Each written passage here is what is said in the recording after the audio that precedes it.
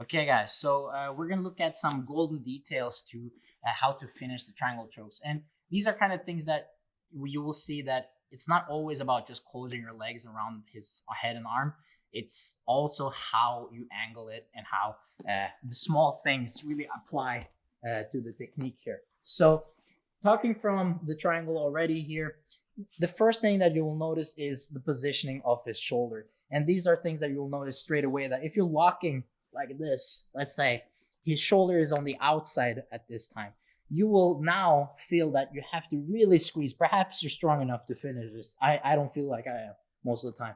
And so because his shoulder is on the outside, I don't really have the pressure that I need in towards his neck here. Okay. So when I lock a triangle, I want to make sure that I'm closing it around his shoulder here. So that when I'm locking the triangle now, his shoulder is squeezing in towards his neck. Sorry, Lester. So this is what creates the tightness, the compression in towards his neck here, right? The moment his shoulder slides out, it's a totally different thing, and likely he's gonna escape it. Maybe I have to go for a different submission, all of those things, right? And very commonly, this happens a lot when you're trying to adjust the position, right? And so always grab your shin here.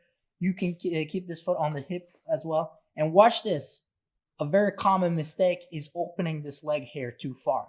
And so when you're going here, you're kind of letting his shoulder slip out as you do so. So what you will see here is if I keep this knee pinching in towards his shoulder, I can keep his shoulder coming with me. And at the same time, you will also see that I'm moving away from his base here, which stops him from posturing away and getting this shoulder out. So in the end, when I lock my triangle here, it's going to be really tight, right? And that's before and that's before even I started to change the angle or try to go for his arm or his leg or whatever I want to do on this side. But watch how when I'm adjusting, I'm bringing his head and his shoulder to me, and I'm not changing the angle so that I'm losing his shoulder like this. I'm trying to bring his shoulder with me, so I'm locking around his shoulder here. Okay, so bringing the shoulder in, locking around him. Okay, just some small golden details to the triangle. Hopefully, it will help you guys get more triangles in sparring, competition, and so on.